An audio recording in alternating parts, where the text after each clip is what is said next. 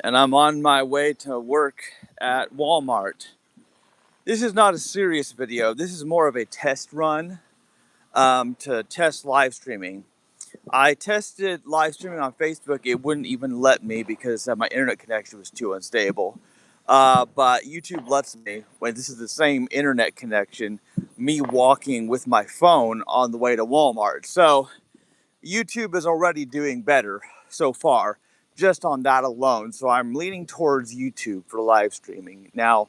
And here's why I'm concerned about it, okay? So my mom and I recorded a podcast. Well, we tried to anyway, last Saturday.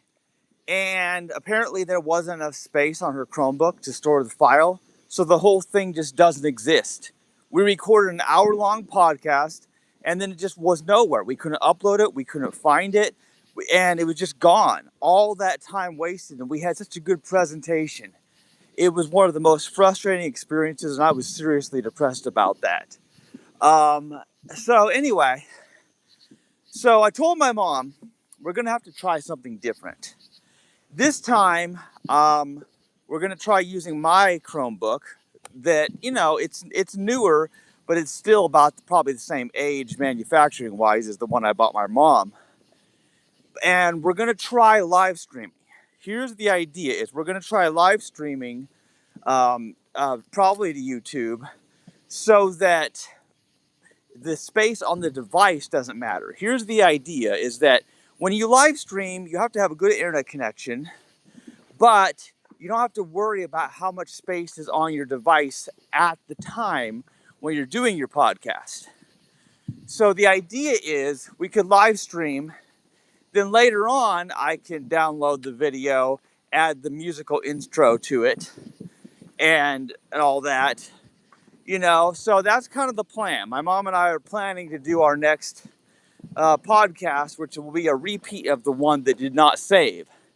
So that's the thing about that. So that's the reasoning behind why live streaming may enable us to do it without having to worry about whether something failed to save. Because if you're live streaming something, it'll stream your video and your audio, and even if your internet cuts out during it, at least you will have everything before the point where your internet failed. So technologically, it's going to be better for our podcast if we can figure out how to do live streaming. And I probably can with my Chromebook at my mom's place. So that's one thing. Now, here's another interesting thing, though, that I want to talk about. A lot of people are talking about artificial intelligence. And it's becoming an increasingly popular topic. All this AI generated stuff. I've seen some cool stuff like AI generated videos of Final Fantasy VI and Chrono Trigger and stuff. These things show up in my feed because they're some of my favorite games, of course. And you basically have two kinds of people when it comes to artificial intelligence. There's the pro AI enthusiasts that are like, oh yeah, AI is the future, man. We should use AI to make all our stuff because it's so quick and easy. There's those people. And then there's people like, no, AI is stealing the art and music from real artists. So now those people are not getting paid and it's going to destroy everything. And the government is spying on us through AI. And well, actually, that part is true. But anyway, so here's the thing. You end up finding extremely pro and extremely anti-AI people on the internet. And I've seen both. I've seen people argue in the comments. And so let me explain something to you. I'm not exactly one of those people. I'm neither pro-AI nor strictly anti-AI. I lean towards anti-AI because the intentions behind a lot of the AI is pure evil. Not going to lie there. But here's what you have to understand. AI is a tool, and this is something that needs to be discussed. I haven't really written about AI very much. And of course, I've generated some AI songs. Like I'll write all the lyrics which is really a poem. And then I will ask AI to make a song. I'll use the Suno app. And like my Assembly Magic song, for example, that I did, turned out pretty well. I wrote all the lyrics of that, and it turned out really good, you know? I like that. Now, here is the issue with artificial intelligence. The issue with artificial intelligence, and my concerns about it, are the issue of ownership. And I think that people should, for example, use AI sparingly. That is, AI should be safe, legal, and rare. You know what I mean. And here's why I say AI should be safe, legal, and rare. Is that, first of all, AI should be used in those limited cases. It should be rare because you should write your own lyrics. You should write your own computer code software. Learn the programming languages.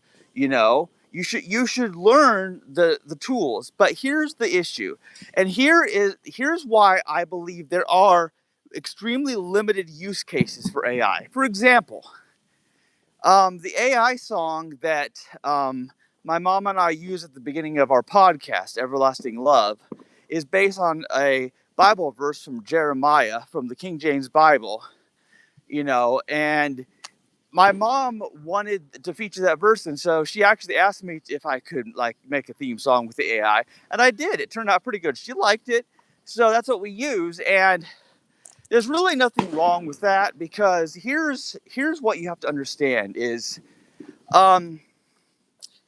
my concern over AI is about ownership, because when you create something with AI, who owns it? You, because you wrote the prompt describing what you wanted to the AI, or the company who owns the software, the AI software, and usually it's proprietary code. Do you own it? Does the company own it? Or do the original musicians who created the music that the AI was trained off the data of real musicians? So who owns it? Well, the real answer is here, it's impossible to define legally, because when you generate something with AI using your lyrics for a song, I'm just using this as an example, the lyrics are yours. You still have the lyrics. You own the lyrics if you wrote them. But the issue here is, oh, somebody joined? Oh, somebody joined my live stream. Thank you, stranger, for joining my live stream. I'm just walking to Walmart right now and talking about my opinions of artificial intelligence. So if you write the lyrics to make an AI song, you own the lyrics, you wrote the lyrics, Although technically, nobody can own words. Humans just made up all words, and they're just sounds that come out of our mouths, but that's a whole nother thing. And the music is generated by the AI, and the AI was trained on real music that people listen to.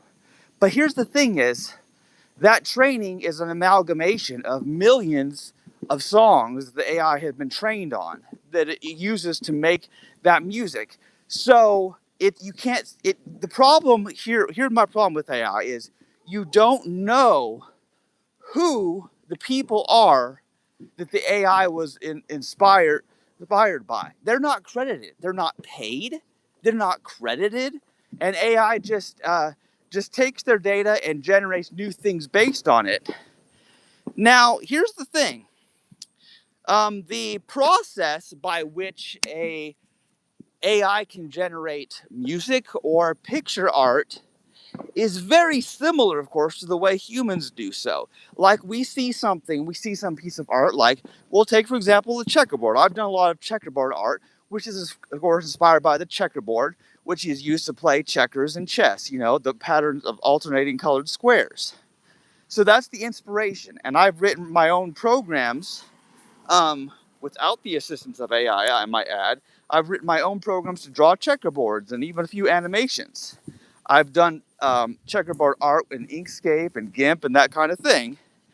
And a human sees something or hears something and does something. The best example I can think of is Weird Al. You know how Weird Al, he will take a popular song, change the lyrics a little bit, and you get, instead of Gangster Paradise, you have Amish Paradise, which is an improvement in my opinion, but they're both good because the instrumentals are basically the same. So anyway, my point about AI is this. Oh, there are fireworks, by the way. Oh, I missed it. Yeah, there are fireworks right now because it's the 3rd of July. Tomorrow's the 4th. Anyway, so the issue is that artists who make picture art, video art, music art, those people are not credited. They are not paid.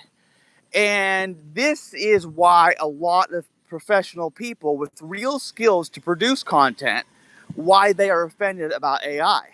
And that's a legitimate concern. I'm not dismissing that. Yes, you want to get paid for your skills and you don't want your job taken away by AI. I understand that. That's my concern as a writer. Because here's the issue. As a writer, I write original content. I write stuff that clearly shows my perspective, being a Midwestern trans woman and computer programmer and artist and, all kinds of things that I am. And I believe that AI can't truly replace a human who has real talent. I believe that. But here's the issue. So, here is why I think that my AI songs don't really violate any ethical concerns. There may be legal challenges, but here's what it's about. So, when we make a song about a Bible verse in Jeremiah in the Bible, the content already exists. It's in the Bible. Nobody owns that verse, and the AI can make music. But here's the thing. It's just for our podcast. It's just the intro to our podcast, and our podcast doesn't really depend on it. But my mom thought it would be nice to have that, so we added that. And I have a video. I actually made the video myself. It's a lyric video that uses the AI song Assembly Magic. Now, the lyrics are all about me programming in assembly language and how I like assembly language because it gives me complete control. All that stuff. So, the lyrics are my own, and it sounds really cool. It sounds almost like a sea shanty or something. It's kind of funny the way it is. Anyway, so the lyrics I own, the song is cool. Now, the main thing is, I'm not using my AI songs for commercial purposes necessarily. Now, theoretically, people could find out about my assembly language programming, and they could buy my assembly language books that I've written. They could, but it's not necessarily. It's not my primary business model. That's what I'm saying. You know what I'm saying? It's like you can use AI for fun things, to make fun songs, entertain people, but you should not use it as a foundation. For example, making fan art of Final Fantasy VI with AI, that's a cool thing to do. Trying to make an entire video game with AI, that's a very bad thing to do. And the reason that's a bad thing to do is because then the company who owns the AI can always say, well, since you made your game with our AI, all the money that you made from your game, all your sales, all that money has to go to us because we own the AI that was used to generate it. And that's why you should not use AI you should not write an entire book with AI. You should not make an entire video game with AI. And you need to be doing it for, non-commercial purposes, basically. That's the whole thing. So using an AI intro song for our podcast that we do, that's free to the world, that's one thing. But here's what I don't like about the way AI is being used, okay? So companies are doing this thing where their AI is proprietary. It's closed source. You don't have access to it. You have to pay them a monthly subscription fee to use their service. and anything that you create, they're going to act like you own it, but as soon as it's profitable, they're going to say, oh, we own it. We have to take all the profits now. And then you are stripped from your power. What you created is now owned by somebody else. And that is the evil. That is why I encourage people to learn how to write themselves. I encourage people to learn how to write computer programs, to write English or Spanish or whatever they do, you know? At the same time, let me give you an example of how I recently used artificial intelligence. So, as it turns out, LeanPub has a service where AI can translate a book that you've published into another language. And so here's what I did. I took my Chandler's Honesty book. I published my Chandler's Honesty book that has all 6 parts of the story. I published it on LeanPub. And then, not only do I have the original English version that I wrote, but I also generated a Spanish version. So I did pay for the AI translation into Spanish. Now, the reason I did this is I wanted to test it out. I wanted to test how good is this service. Is the translation good? I don't know. I don't know Spanish, so I am taking a risk. However, I figured Spanish is still the second most popular language in the United States of America. And so it only makes sense to translate it into Spanish so that if there's any benefit that somebody gets of reading my Chandler's Honesty story and that Spanish happens to be their native language, then that's great. So I hope somebody who speaks Spanish reads that book and enjoys it. And if I hear any feedback from them, well, then I'll know I did the right thing. But I was taking a risk, of course. I think AI being used to translate things like Google Translate or LeanPub's AI translation service, I think that's a positive thing. Because if you've written something with a message you want to get out, translating it to another language with AI, I think that's a good thing. That's one of those examples, I think, that there are limited good uses of AI that people should do, you know? Because I'm a busy person working at Walmart and writing more books. I don't have time to learn Spanish, you know? So that's an example of a limited, rare case where I think it's a good idea to use AI. But I understand the ethical and financial concerns of people having their job replaced by AI. And even though my job hurts my body a lot, I will say this. AI can't replace being a janitor at Walmart. AI can't replicate what a human can do. So my job is secure at Walmart, at least for that reason anyway. Anyway, I'm going to stop this live stream because I'm almost to work. But I hope something I said about my opinions on AI made sense here. So we'll see what happens with my mom and my podcast. We'll see what happens with that, how we